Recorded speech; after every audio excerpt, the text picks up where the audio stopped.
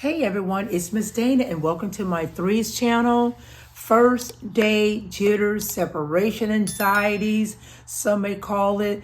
I want to just give some tips for new teachers, or you know what, this may be something that a teacher that has been in this field for a while, that you could use in your classroom. And I know so often that we all have someone that's that first day of school or that first week of school that they're just going to have some separation anxiety. So what do we do? And the first thing that I would suggest to do is when you send most schools, I know my school here at High Point Friends School, we send out a letter prior to the first day of school, and it's about meet the teacher. And something that you do in that letter is put a picture of yourself in that letter. Make sure that child, because sometimes, so often, students can't make it to your open house, so they don't know what you look like, but they can get a picture of you in that meet your teacher letter. So first thing I would suggest is that you put a picture on your meet the teacher letter. That's one thing. Number two, I suggest for parents, when you come in for drop off, make your drop off as quickly as possible. And how you can do that is create a goodbye ritual. And I've done this with students in the past, where the parent and the child, or the parents and the child, create a goodbye ritual. It could be a high five, 2 hugs, a handshake, or a handshake, 2 high fives, or a kiss on the cheek, or a kiss on the forehead. Whatever you create, follow through with it. If you create a goodbye ritual and you're staying with your child 30 minutes every morning, that's what your child is going to expect.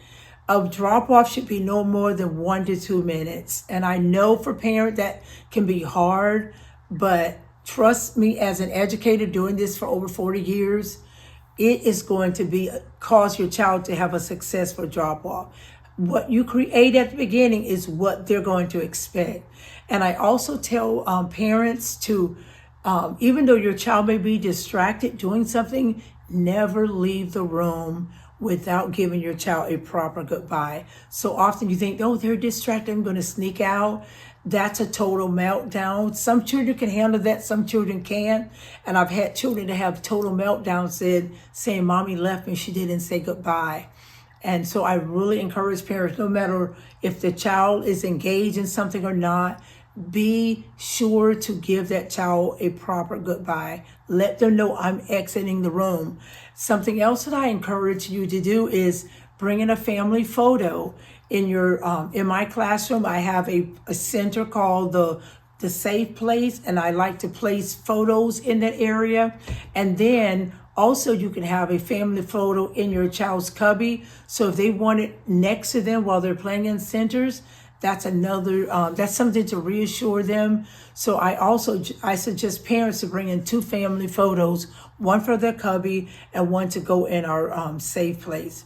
So I hope those are some tips that could help you to have smooth transitions. Sometimes it takes some children longer than others, but I just encourage you to meet the children, just reassure them, I know you love mommy, mommy will be back, mommy loves you. And something that I do when a child is really having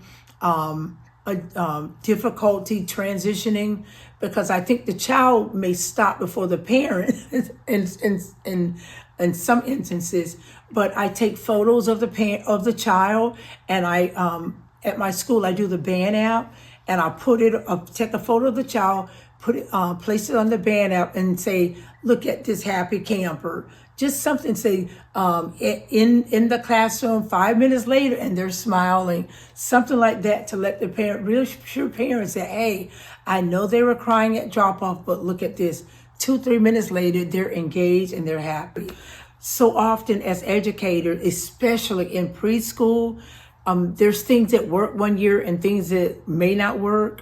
And at my school, I work at High Point Friends School, the parents provide snack for their children, and They bring snacks in different containers. I really wanted to unify that a little bit more this year, so I ordered these little mesh snack bags. I love them. They zipper.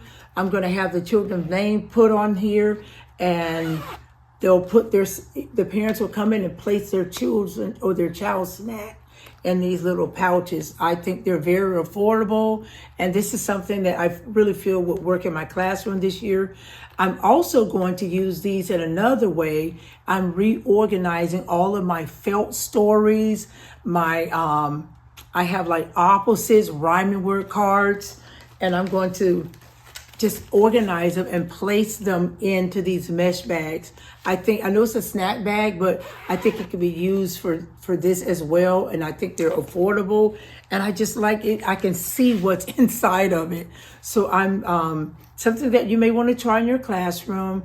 I just want to say thank you for all my subscribers. Thank those that are supporting me with it. This has always been my passion, and I just want to say thank you guys. Thanks for joining me, and I'll see you the next time.